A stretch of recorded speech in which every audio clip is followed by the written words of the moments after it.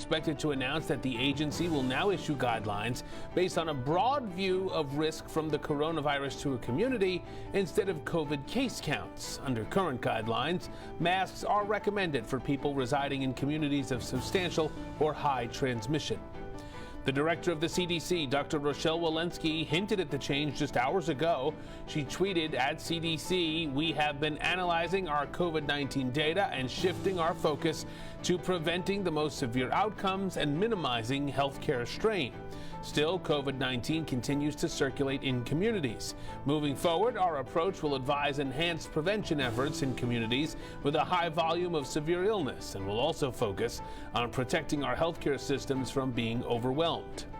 And we have just learned that beginning Monday, masks or face coverings will no longer be required when outside on New York City school grounds. Masks will still be required for all students, staff, and visitors inside of city schools. Masks are still required at schools across New York State as well, but that could be changing soon. Today, the last day of winter break for many schools across the state. Governor Kathy Hochul says she'll make a decision about masks after this vacation week. At-home COVID tests were given to students before the start of the vacation, and the governor is asking parents to test their kids before going back to school Monday. And then, again, 3 days later, based on those results, Governor Hochul will make a decision on whether masks will stay on in New York schools. As we've reported, mask mandates are being dropped altogether at schools in Connecticut and New Jersey over the next 2 weeks. I'm Richard Barabi, in for Elizabeth Hashagen. Welcome to our live special report, The New Normal. So many changes happening, and sometimes it's really hard to explain everything to our kids, especially as this happens in real time. So today we are getting some tips on how to do just that from DrLiz Matheis. She is a licensed clinical psychologist and certified school psychologist. DrLiz, thanks for being here. Thank you for having me. And remember, we want to hear from you. For the next half hour, we'll be answering your questions as well. You can submit them right now on the live stream of this show, right on our Facebook pages. Okay, let's start with these changing mask mandates in schools, DrLiz. For some of our kids, this is going to be the first time they're ever in school without a mask, maybe the first time even seeing their teacher's face. It's hard to believe, but this has been their reality. So what conversation should we be having with our kids as they approach what is really a milestone? It is a milestone because a lot of our children, like you said, have been wearing masks, and this is what they've known. That's all they've known.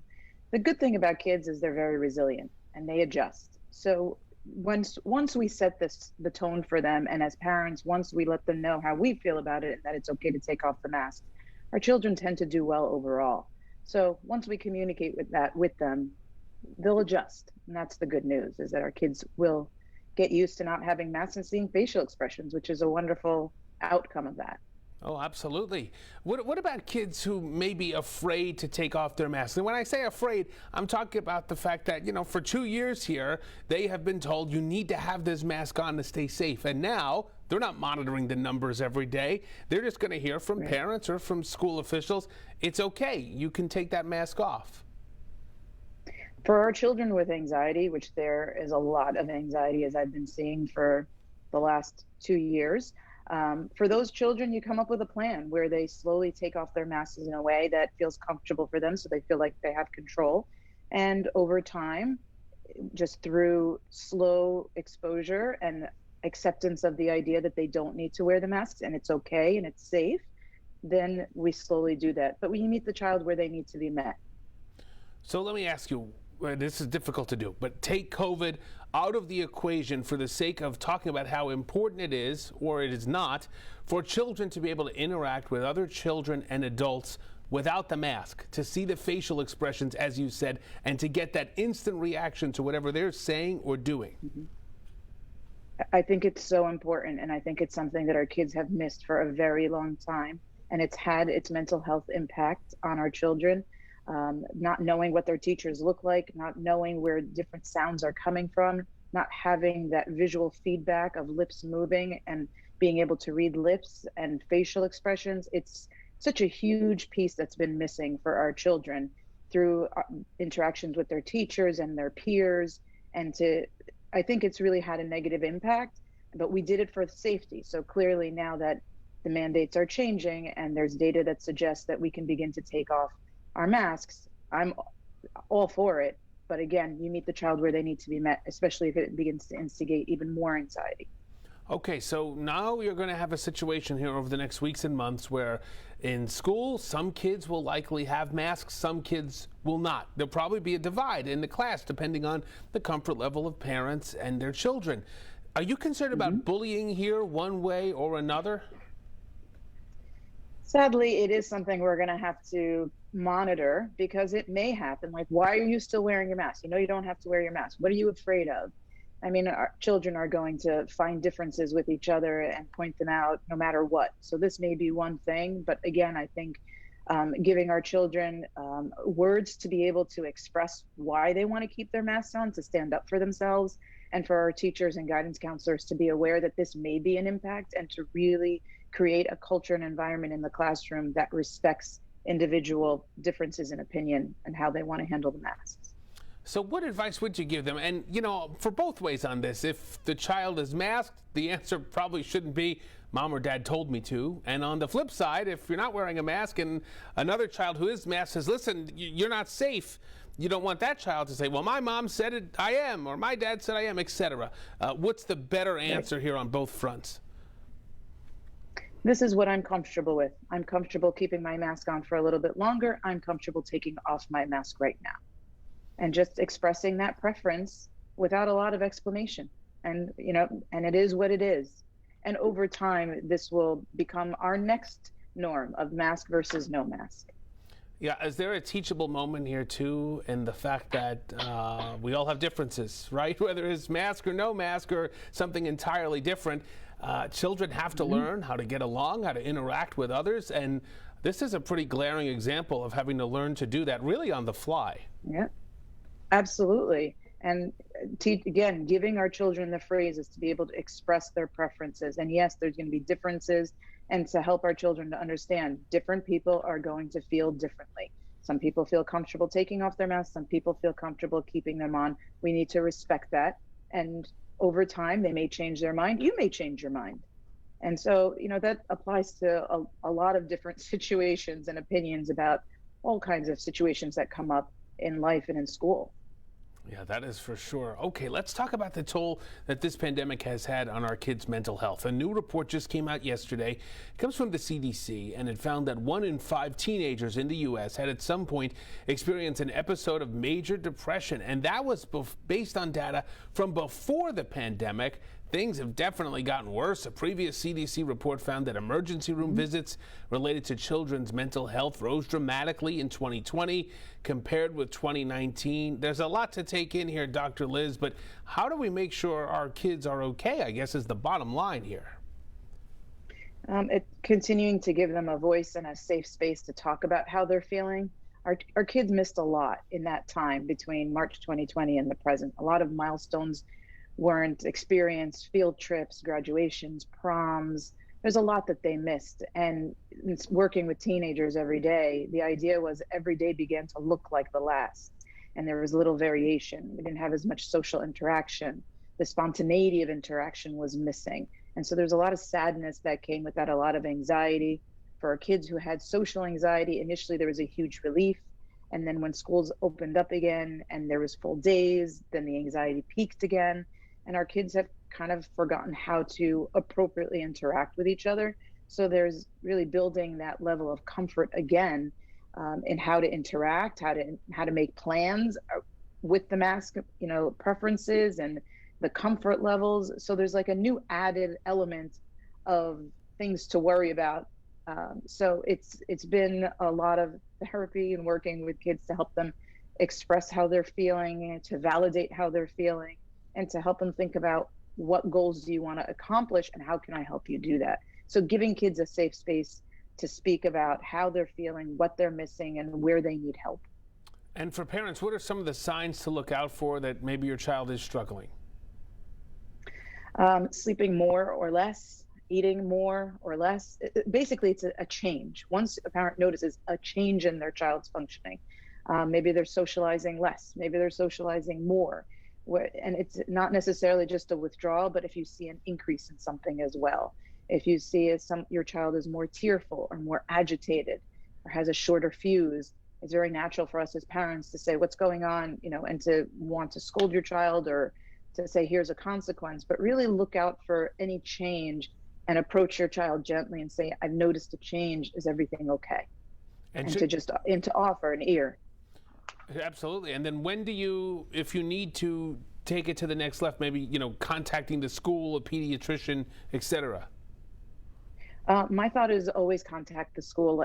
Let your guidance counselor or someone in the school nurse, a principal, know that your child is struggling, so they can look out for it. Because a lot of times that their behaviors at school may be seen as being defiant or non-compliant, and so we want to avoid punishing children or coming down on them with consequences when really the issue is they're struggling emotionally. And also parents, adults who are interacting with children have got to combat their own COVID-era fatigue to make sure they're looking out for some of those warning signs and able to jump in there when necessary. All right, Dr. Liz, stay right there. We're going to continue this conversation on the other side of the break. But before we go there, we want to remind you to go to our Facebook page right now. Maybe you're watching on Facebook right now. There it is. Leave us a comment. Leave us a question right there on our social media pages. We are monitoring that section right now. We're going to get those questions to Dr. Liz Matheis right after this on The New Normal.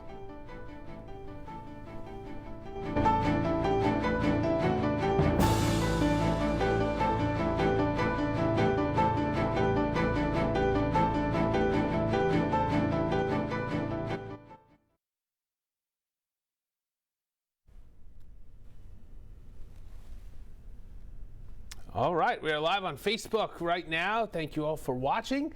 Dr. Liz, I want to ask you a question I wasn't able to get to in that section. Ukraine, right? So now our children are seeing what's happening in Ukraine. The images are so disturbing, and that's probably going to continue to be the case here for a while. And with social media, it's more difficult, I think anyway, for parents to be able to shield their children from all of this if they choose to do that. So what's the right call here? How do you handle this as a parent?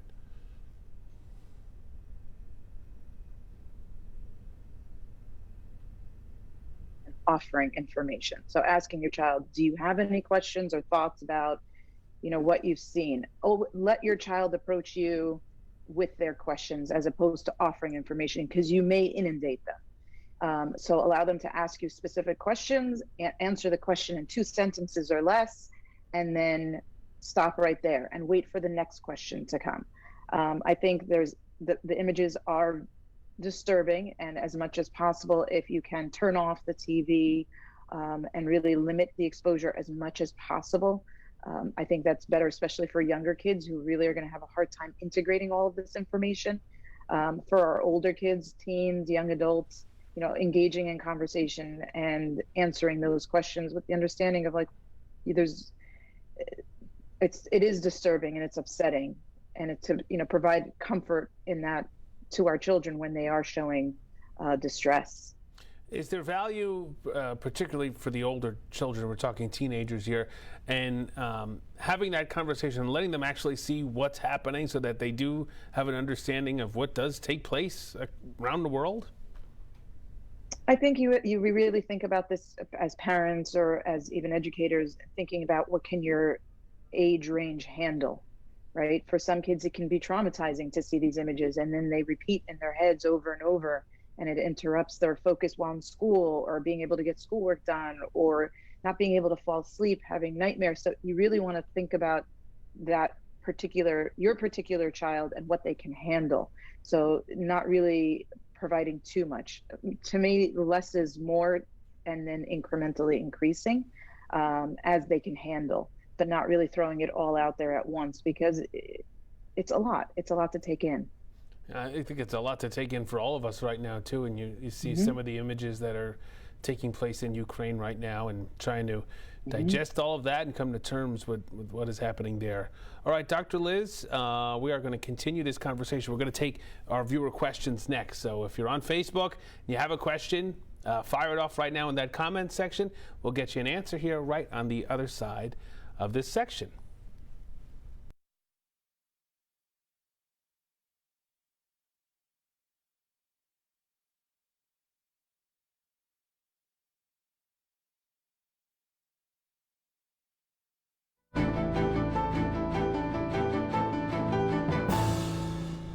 And welcome back to our live special report, The New Normal. We're getting your questions answered today. You can submit them right now on the live stream of this show on our Facebook page. And joining us right now, once again, Dr. Liz Matheis. She's a licensed clinical psychologist and certified school psychologist, and she is ready to go. Right, Dr. Liz? Absolutely. All right, here we go. Eric has the first question here. He says, imagine what the numbers are now that the left pushed mask mandates and quarantines screwed up our children's development. You push this disaster on our children. Doctor, do you feel that children's development has been stunted by the mandates that were put in place? I think our children have definitely seen a slowdown in some of the skills, academic skills, emotional, social, behavioral. It's not to say that our kids can't catch up, or at some point it's going to steady out. So, if I can provide that level of comfort that our children will be okay in the long run. I think we've slowed down in a couple of areas of development, but our kids will catch up, because once again, I can't emphasize enough, our children are resilient, and probably more resilient than us as adults at this point. Okay, next one comes in from Tony. He says, young people are realizing just how much my generation has ruined America for them.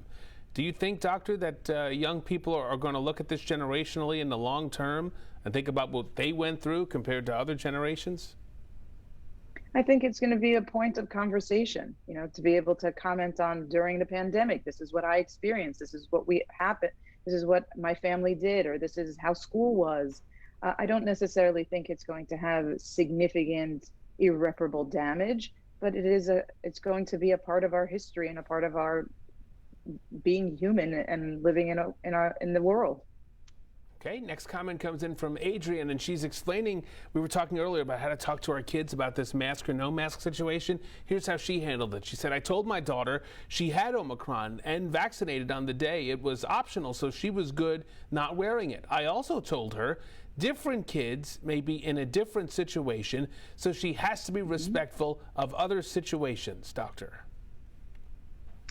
So are you asking, how do we handle the differences in the masks? How do you think she handled that? She told her daughter, listen, you had Omicron, you are vaccinated, other kids may not wear masks, they may wear masks, but it's up to them. Everybody's going to handle it differently. That's perfect. I think that's a really nice way to handle it. Just expressing that different people are going to have different comfort levels, and we need to be mindful and respectful of it, because on any point or any situation that comes up, different people are going to have different perspectives. And like we discussed earlier, it's a teachable moment of respecting human differences. Okay, next one is, so the title says 1 in 5 teens faced a depressive episode before the pandemic, but what about since the pandemic? It's actually more than doubled. Will you discuss the negative impact of the absolutely moronic response to the pandemic, forcing children to cover their faces, stay away from their friends and family, forcing their parents into unemployment was a complete disaster? Never should have been done. That is the comment there. I think that you have touched upon the impact that it's had on children, pandemic and moving forward, but why don't you double down on that and provide that response?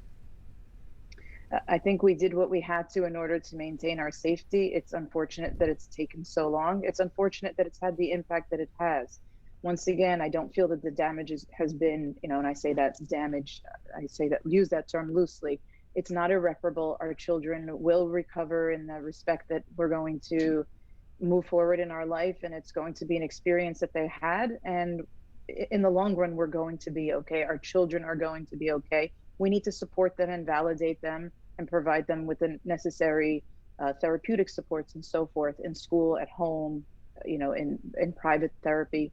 But our children are going to be okay. Okay, this next one comes from Denise. She says, years down the line, we will see the true effects with mental health. It was already an issue before COVID. COVID just escalated it. Do you agree? I think COVID took the anxiety and depression and really helped it to flourish in that respect, just because they were limited in so many ways. But I think, again, we're going to recover as mandates begin to lift and life begins to look more normal, whatever normal really is. Let me ask you before we get to another comment here. Set aside the issue over the masks and the mandates and that whole thing. COVID, pandemic. Is there an opportunity here for these children to grow up almost stronger than previous generations because they had to go through real adversity at a young time and were able to push through it here and now hopefully coming out on the other side as we move to an endemic stage? I do believe that. I agree with you. I think that our kids can develop greater mental strength and greater resilience as a result of this. I don't think that it's going to have an eternal negative effect. I really do believe all of us can move forward from here. It's going to be a bumpy, not smooth ride moving forward, but we're going to work through it. Okay, let's get one more in here. Tony says, we as adults have to set a positive example to our children to respect our differences, but unfortunately, we have not done well with this. Do you agree with Tony's assessment? I think we're doing the best that we can. I think there's just going to be differences, and we emphasize as much as possible to our children and to our teens and everybody that there's going to be differences in our comfort level as the mask mandates begin to lift. I'll read one more comment here before we go to break. Shannon says, should be up to the parents and the kids. Talk to them about it. See how they feel about the masks being on or off. Those are the conversations that are going to be had now in New Jersey and Connecticut, and in the next few weeks potentially in New York as well. All right, Dr. Liz, stay right there. We're going to continue on the other side of this break. You're watching The New Normal. It's a live special report, and we are still taking your questions and your comments, so send them in right on our Facebook page. You see the live feed, you see the comment section. That's all you have to do. Write it out, type it out. We'll take a look. We'll get it answered. We'll be right back.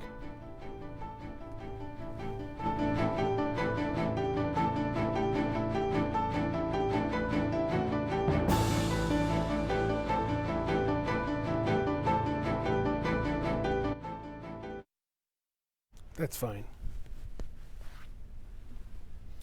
All right, Dr. Liz. So, obviously every child is different. So you can't really speak globally to the issue, but you've certainly seen a lot of issues and concerns from parents about the long-term effects of what this is going to do to their kids. I think there's a lot of anxiety. We're seeing a lot of anxiety in young children who have also developed fears, not just about the pandemic, but children who are now worried about the weather, children who are worried about throwing up in school. There's anxiety sometimes manifests itself in different places so that it's not directly related to I'm afraid of getting COVID, or I'm afraid of this pandemic, or I'm afraid of wearing masks, but more it manifests itself and invests itself in different places. Are you seeing kids lashing out? Like maybe they're not talking about the anxiety they have, but they're just lashing out in other ways and maybe it was not their typical behavior? Absolutely. Our children are manifesting their internal anxiety and feelings of sadness in all different ways. And that has definitely been something that I've been seeing professionally, is that our children are agitated and are acting out more because they're frustrated. And so it's important that we give them their words to describe how they're feeling so that we can begin to make changes that make them feel more in control, or give them what it is that they're seeking. So really listening and translating behavior, especially because it's harder with younger children, especially if they're toddlers or they're in elementary school and you're seeing these behavioral manifestations. You really want to we have to become investigators and try to understand what's underneath that. What is the child trying to tell us that they need, so that we can begin to create that environment so they feel more in control. Sometimes somebody isn't acting the way they normally do. Maybe they lash out at you and you can chalk it up to, well, they're having a bad day. We've had a bad couple of years. So, I mean, there's a lot to take in. Whether you're talking about kids or adults, sometimes you got to let it slide a little bit and hope for better days, I guess. Not easy, though. Picking your battles. Yeah, pick your battles, exactly. All right, we're going to come back on the other side. I'm going to ask you to give some final thoughts here on what parents can do to help out their kids.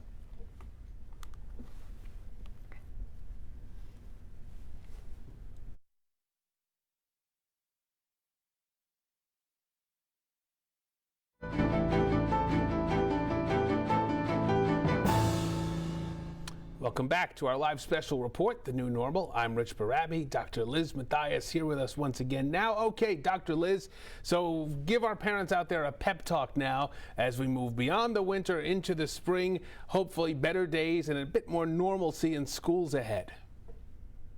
I think it's important for all of us as parents to maintain consistency in your expectations for your child's routines and behaviors at home and at school.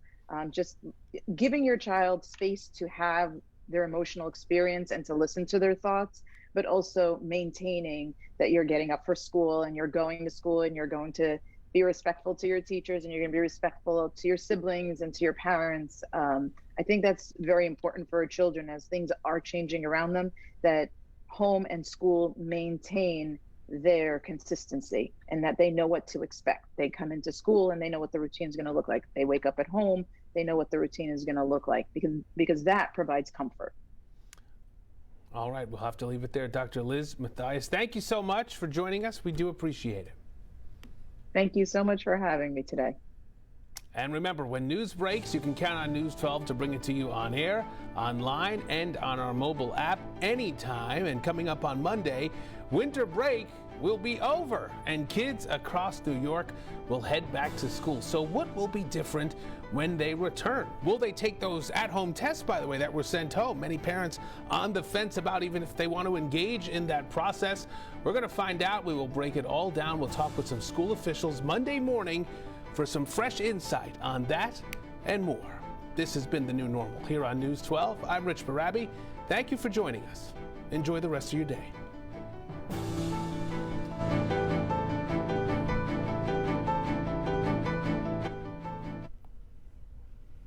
All right.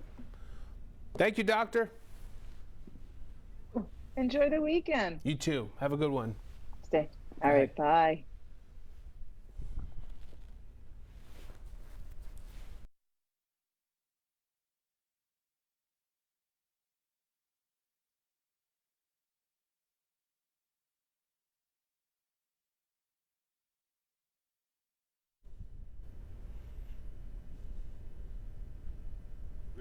Yeah. Did you tell your guests to come at 10? That's the deal? 10, yep. Okay. Mm-hmm. So we'll stop this at 10 o'clock? Yeah, so actually, we're going to tape the B first because that guest is going to come on first. Okay.